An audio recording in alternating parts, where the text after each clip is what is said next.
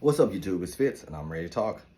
Look, I know it's been a while since I've been on camera, but I thought I would come back. I'm actually ready to come back. Let me just say that. I miss you guys. I definitely had a video that was posted. I don't know if you guys saw it. I had a Charlie Kirk video talking about that situation, but I took it down. That leads me into what I want to talk about today. I took it down because, in fear of, you know, retaliation, right? I mean, just be honest, in fear of being, retaliated against.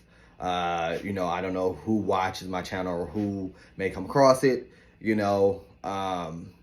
and that really is a strange feeling, right?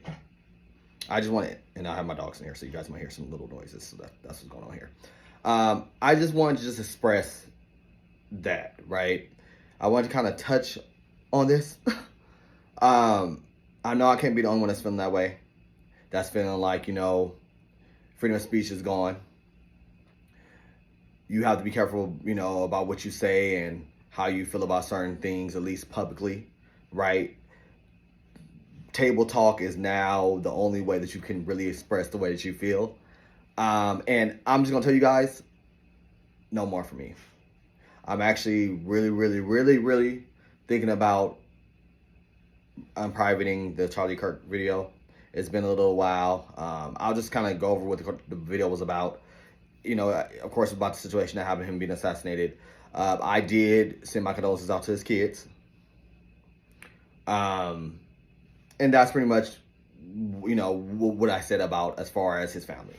I also did share clips of his own words about Black people and how he felt about us.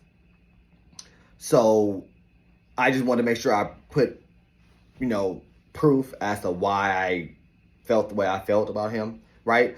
And like I said, like I mentioned in the video, and you guys may get a chance to see it, I didn't know who the guy was until this happened. So that just speaks on what kind of impact he had in my life, right? None, But apparently, on the greater scale, he had a lot of followers. So as far as United States as a whole, and we'll even take it to the world as a whole, he had a great impact. So I just, of course, wanted to talk about that. Talk about how I felt about his death. And, it's an unfortunate death, right? But jump back to what I wanted to talk about in this video. How are you guys feeling, right? How do you guys feel about the way this administration is handling the White House? Congress, the Senate, the judicial system, Supreme Court. How do you guys feel about this, right?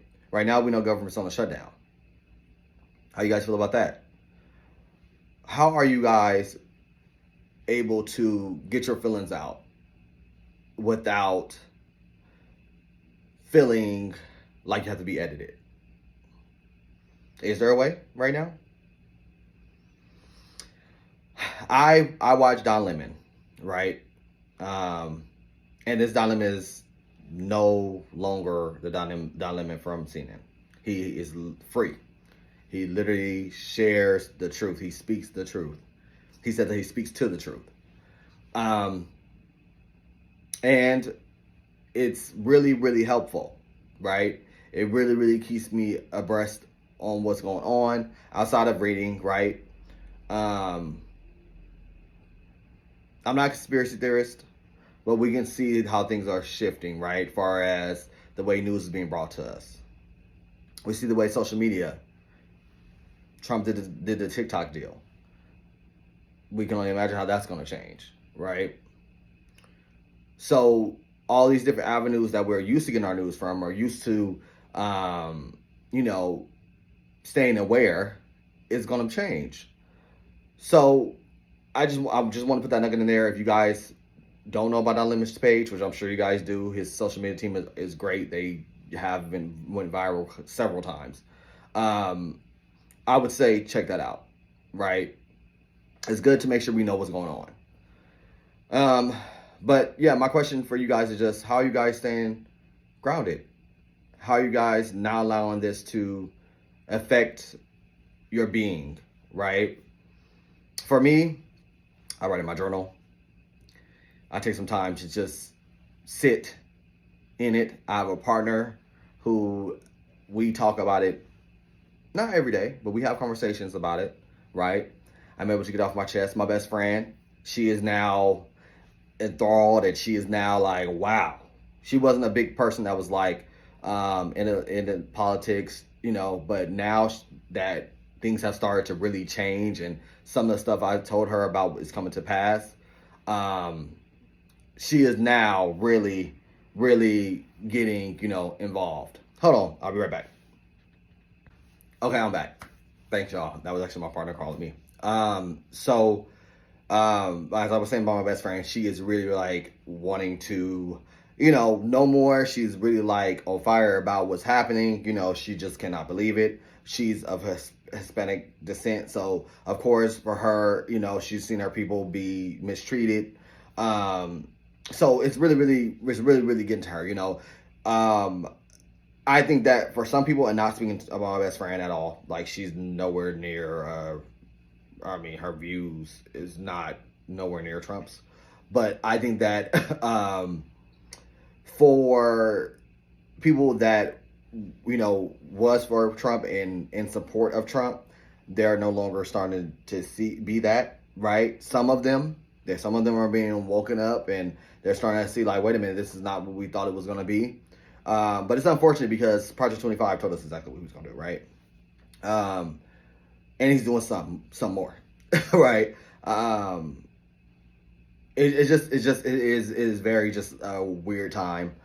So, like I said, I just want to know, what are you guys doing? Like, how are you guys staying grounded? Not being inundated with the information, not allowing your everything you breathe, eat, sleep is the Trump administration. Like, not allowing their foolishness to penetrate you in a way that you just cannot escape it.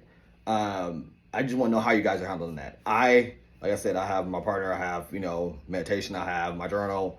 I'm figuring out how to, I actually just got a guitar, so I plan on learning how to play guitar. Shout out to my sister for that. I just want to know. It's just so funny because I was just thinking the other night, like, I don't know if you guys all know, I used to have me and my sister actually had a YouTube video or YouTube channel before, actually I had this one first, but I took a break from this one, I went ahead and did one with her. And just the way I was able to share my opinion, the way it was unedited. I mean, even these videos, like you guys see my videos from yesteryears, free, not worried about a damn thing. And I think that now I'm ready to get back to that, right? Like, the fact that I had to put that video on private, it did bother me. That's my reason why I was like, I need to come back. I need to say something, because it did bother me. It did make me feel like, well, what is freedom of speech? What is that for, right? What is that for? Now, there is a such thing as hate speech, but me showing proof as to why I'm not fucking with somebody, and why his death did not affect me in the manner of feeling like a good person was killed, or his death did not affect me. I wasn't around, of course, obviously, for Martin Luther King's death, but his death did not affect me nowhere near even now how I feel about Martin Luther King's death, because of the way his views were set.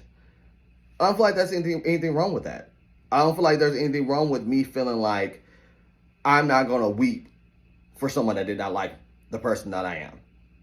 Me being black and me being gay are two things that he was not with, right? So, it's almost like mourning, how, for instance, Bin Laden, people were in the streets celebrating. Now, I did not celebrate this man's death, and I'm not going to celebrate anybody's death. That's just not the way I'm wired. But people were in the streets celebrating Bin Laden's death, right? Somebody that was responsible for terrorizing the United States, right? That was responsible for killing thousands and thousands and thousands of people, right? And people were dancing.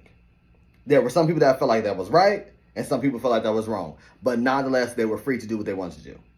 Now, we have a person that spoke against black people, spoke against gay people, said that, black people, black women specifically, didn't have the brain power to be in any high place of authority, or that black people was better off in the Jim Crow era. And we were supposed to be like sad about him dying. We were supposed to be like, now nobody should be assassinated. That is something that's crazy. I said it's not necessary. Nobody should be murdered for their opinion, right? But that also goes hand in hand with my opinion, my freedom of speech, right? I should be able to say how I feel and what I want to say, as long as it's not hate speech, right? Trump administration is trying to change what hate speech looks like and what it means, because I'm not standing, I'm bringing facts and showing proof of what this man said, and to help back up why I am not crying about his death, right? Because of his very words, it became hate speech. It became wrong. Like, come on. It's just that, things are just really, really changing. So I just really wanted to know, how are you guys staying grounded? Share below. Share in my comment area. Please let me know how you guys are not allowing this to like completely taint your everyday move. Okay? Also, I also would love to know, what would you guys like to see from me or hear from me? I said I probably would do Real Housewives of Atlanta, but I'm not going to make any promises because Potomac has started and I didn't even realize it started. So I think that Atlanta probably would be the same. And also, Porsha Little get up about, this is off topic, but Porsha Little get up about her being bisexual and it being like a moment, that to me it seemed like to get the wheel spinning for the new season. Was kind of a turn off for me for some reason. I don't know if any of you felt like that. Like, who gives a fuck, girl? Like, we already seen you kissing girls on a few seasons back. We know it's you clearly like men, so it's not too far-fetched that you may be bisexual. It's interesting. Interesting. Also, I am going to dive into Porsha though. I am going to dive into Porsha because I don't know if you guys know about things from the past with her, but if I can find the clips, I'm going to get into it about how she was in the pulpit condemning gay people. Everybody's right to have their change. Everybody's right to get their, to live and learn. Everybody has the right to do that. Hey, I'm a church grandchild, right? My grandmother's a pastor. I come from a church family, right? So completely understand that, as life happens, you understand and you grow. But I would love to see how you guys feel about that. How everybody feels about, somebody that does that kind of have publicly said things about gay people, but now is claiming to be bisexual or claiming to be attracted to both. And I think there's no hate for Porsha because I think Porsha is fucking gorgeous, but I just also, would like to dive into that on a main scale thing, like to just talk about anybody that does that, right? How do we move that way? I'll share a real quick story with you guys. One of my very close friends is bisexual, and before I came out, of course I had girlfriends, right? I was living a straight life.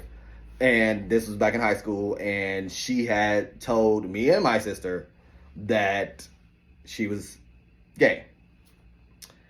And I just straight up told her, like, that's not right. You shouldn't be that way, right? All while knowing that I am attracted to men. So that is just like something that brings to be like, I understand that people can change and grow. I get that. But I also want to know how you guys feel about that. How do you guys feel about somebody that is now publicly, just as well as they have some say about gay people in the LGBTQ plus community, now is a part of it. I feel like that's an interesting topic, right?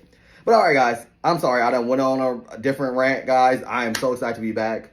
I definitely miss you guys. Please make sure you guys comment, you guys share, you guys subscribe. And that's it. I'm about to get up out of here. I'll see you guys soon. Peace.